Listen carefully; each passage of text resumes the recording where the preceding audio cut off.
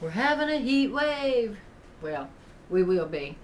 We will be starting to, well, actually it's in the 90s. It's supposed to be like 98 today. Today is Thursday. And tomorrow, Saturday and Sunday is supposed to be above 100. Tomorrow's 102. Saturday and Sunday both 105. Oh God, I hope not. But I just have a bad feeling that it's really going to make it there. We haven't had temperatures in the hundreds in a couple of years. And so we're about due again, but I don't ever recall it being 105 here in Greensboro. But that's not what I'm on here to talk about. Do any of you remember Jane Bashara? Jane Bashara went missing in January of this past year, and she was found with her SUV dumped in an alleyway in Detroit. The keys were on the floorboard, and her purse was dumped, and she was strangled to death. Well, when something like that happens, the husband will be the first one that they look at, of course. And so they talked to her husband, and if you remember seeing him on TV, he came out, I think, with his son on this side, I believe it's his son, and his mother over here, and he was talking to the reporters, and he had his arm around his mother, and he was talking, he said that they have cooperated with the police, and that they will continue to do so, and blah, blah, blah, blah, blah. And he pulled out a handkerchief, and he pulled it out, and he did like that, and then put his handkerchief back in his pocket. Well, I thought that was funny then because there were no tears. So why are you drying no tears? So anyway, I thought that was odd. But as it went on, they found the man that killed Jane Bashara. So I said, well, So they found the man that killed Jane Bashara, and he is in jail awaiting his, I think, preliminary hearing. And that's not until July. So this man admitted that he did kill Jane Bashara. So Mr. Bashara was still a free man. Him and Bob and Jane Bashara had been married for 26 years. Joseph Gentz was the man who killed Jane Bashara. So while Joseph Gentz is sitting in jail awaiting his hearing for the murder of Jane Bashara, he lets it be known that Bob Bashara hired him to kill his wife. He said Bob Bashara hired him to kill Jane. And he said at one point he had changed his mind and wasn't going to do it. And Bob Bashara put a gun to his head and told him he was going to kill his wife. So he felt forced to kill Jane Bashara, and he did.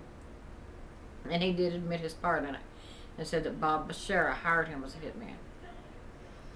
But anybody sitting in jail can say anything, So, they didn't know whether to believe him or not, let it all come out in court. So Bob Bashara remained a free man.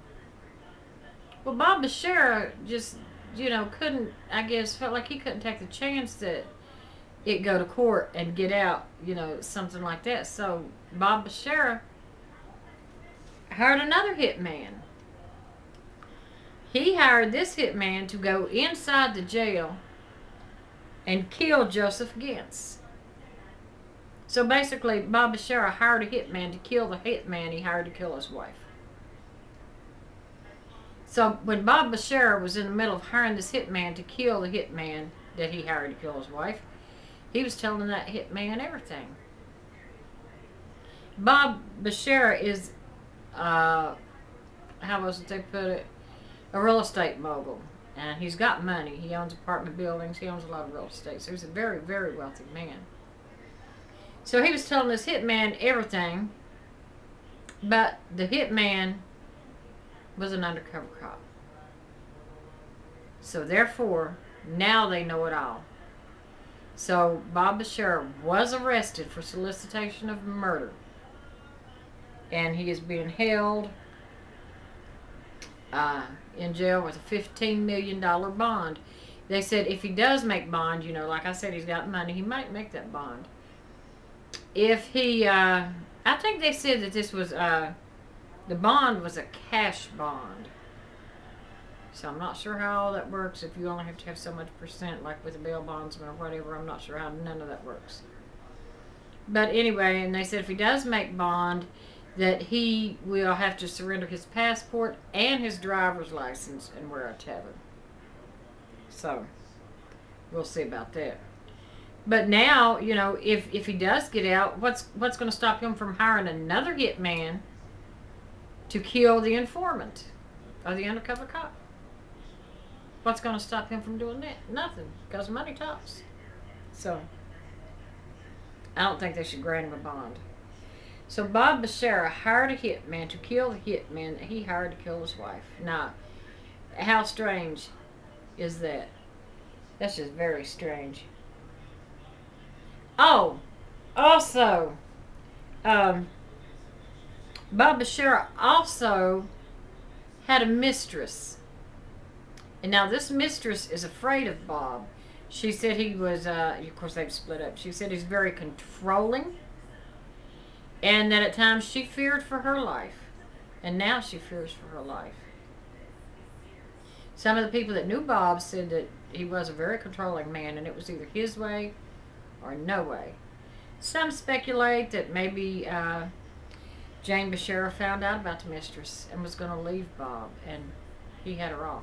Because, if she was going to divorce him and he did indeed have a mistress, she could have took half or more of everything that he had, and I'm sure he wasn't going to see that happen. A lot of people called Bob Master Bob. That's what, well, not a lot of people called him Master Bob. A lot of people knew him as Master Bob. That's why he liked to call himself Master Bob. In one apartment or something that he had, in the basement, he had a sex dungeon where I guess he liked to tie people up and play sex games. And he called himself Master Bob. So, his mistress, like I was saying, is afraid of him, and she said that she thinks he did have his wife killed. She thinks he did. So she don't doubt it at all. So, but that's just very weird that you're going to hire a hitman to kill a hitman that you hired to kill your wife. So if he's going to do that, then if he gets out, he'd just hire another hitman to off all of them. What's to stop him from doing that? And if he ends up, what's he going to say? Well, I better not do that because I might end up with another undercover cop. Well, so what? He knows he's going to jail anyway. He knows he's going to prison. So he really has nothing to lose by offing these people to begin with. So. Oh, yeah, and then when it showed him on the news, when he dabbed his eyes and then he turns around and walks back into the house, he's got his arms like this around his mother, walking real slow into the house. You could tell it was all made up from the get-go. Anyway. But married 26 years, yeah. I say Jane Bashara had found out about the affair. I say that's what was going on. Because after 26 years, you just don't say, well, I'm tired of you. I think I'll off you. There's something more that we don't know about. And I suspect that she was strangled, the keys in the floorboard, and the purse dumped. I think they said her purse was dumped even though nothing was taken. So I believe that it was made to look like a botched robbery gone bad, and so. But it looks to me like he could have at least shot her in the head or something. I mean, strangle somebody? That would be such an awful way to go. It'd be like drowning. I mean, I'm sure it don't take forever, but it would probably seem like forever if you couldn't breathe. And what's going on at the same time. It must have been a scary way to die. That poor woman. I feel bad for her. So, anyway, that's all I had to say today about Bob Bashara, and I'll be keeping an eye on that on the news, and that's one trial I really want to be watching. And anyway, until next time, bye-bye.